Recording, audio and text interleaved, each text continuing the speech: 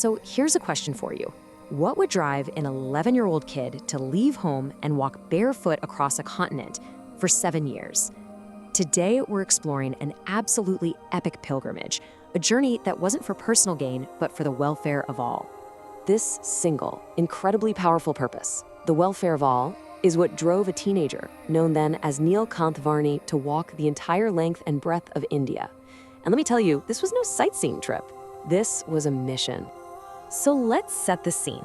It's 1792, and at the almost unbelievable age of 11, Neelkanth Varni leaves his home in Ayodhya. He set out on what he called a Kalyan Yatra, which is a pilgrimage not for himself, but for the spiritual upliftment of every single soul he was about to meet. And get this, he did this entire journey completely barefoot, with barely any possessions to his name. We're talking over 12,000 kilometers across the vast and often dangerous Indian subcontinent. It's just incredible to even imagine. Okay, so his journey pretty quickly led him to Nepal and right into the court of a king. In Kathmandu, he comes face to face with King Rana Bahadur Shah, a really powerful ruler who was also a desperate man, suffering from this mysterious, painful illness. Now, this wasn't some friendly request for help. It was basically an ultimatum. You see, the king had this nasty habit of throwing anyone who failed to cure him into prison, and he threatened young Neelkanth with that exact same fate. Can you imagine? Faced with a threat of being locked away for life, Neelkanth showed zero fear. Instead of caving, he just calmly told the king the stone-cold truth. Your suffering, well, it's the result of your own past actions. So, after miraculously curing the king, Neelkanth is offered anything he wants. And what does he ask for? Not riches, not power. He asks for one thing, the freedom of all the innocent people the king had locked up. He was showing, right then and there, that true power isn't for you, it's for relieving the suffering of others. Neelkanth's journey then took him from the king's fancy court to the deep, wild forests of Assam. And there he was about to face a totally different and much darker kind of power. So in these forests, he meets this guy, Pibek, a sorcerer who ruled his domain through pure fear. Pibek was all about worldly pleasures and control, and he saw Neelkanth's message of inner peace as a direct threat to his iron-fisted rule over the local people. There was no debate, no discussion. Pibek immediately challenged Neelkanth.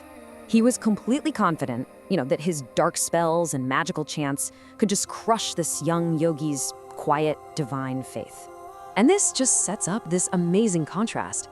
On one side, you've got Pibek's power, born from dark spells, used to dominate and create fear. On the other side, you've got Neelkanth's power, born from divine faith, used to uplift and set people free. It was a classic showdown, darkness versus light. Well, as you might guess, Pibek's spells were totally useless against Neelkanth's spiritual strength. And in that moment of complete defeat, humbled and totally transformed, the sorcerer just surrendered. He learned that real strength isn't about controlling other people. It's about conquering your own inner darkness. His journey brought him before all sorts of people, not just kings and sorcerers, but huge groups of spiritual seekers.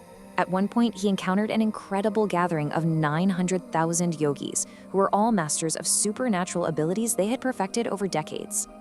I mean, these yogis had mastered what are called siddhis, these amazing, extraordinary abilities. But Neelkanth saw something interesting. He saw that their powers had become a trap, a kind of flashy distraction that was actually holding them back from their true purpose. And this is where he taught them something really profound. He introduced this concept of atyantik moksha, or ultimate liberation. He explained that this state wasn't about what amazing things you could do with your powers. It was about who you could become, a pure, selfless devotee, focused only on a higher purpose. But, even for people who really wanted to walk this path, the journey was not always easy. And there's no better example of this than the story of a sincere devotee named Jai Ram Das.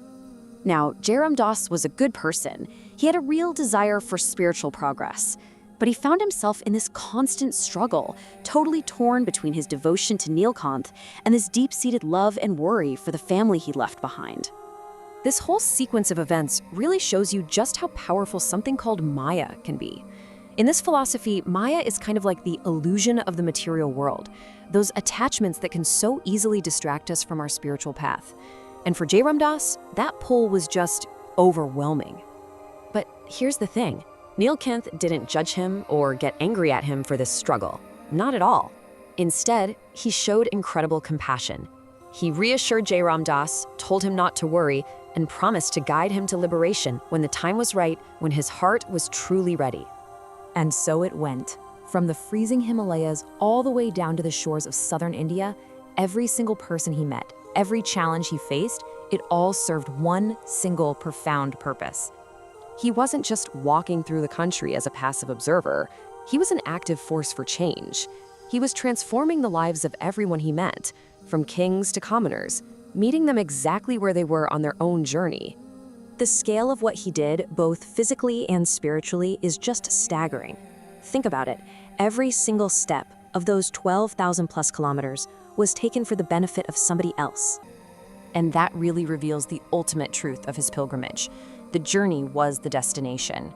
See, his goal wasn't to find some quiet cave for his own enlightenment. His mission was to be in constant active service to all of humanity. Which leaves us with a really powerful question to think about. What does a life that's truly dedicated to the welfare of others actually look like? Thanks for joining this explainer.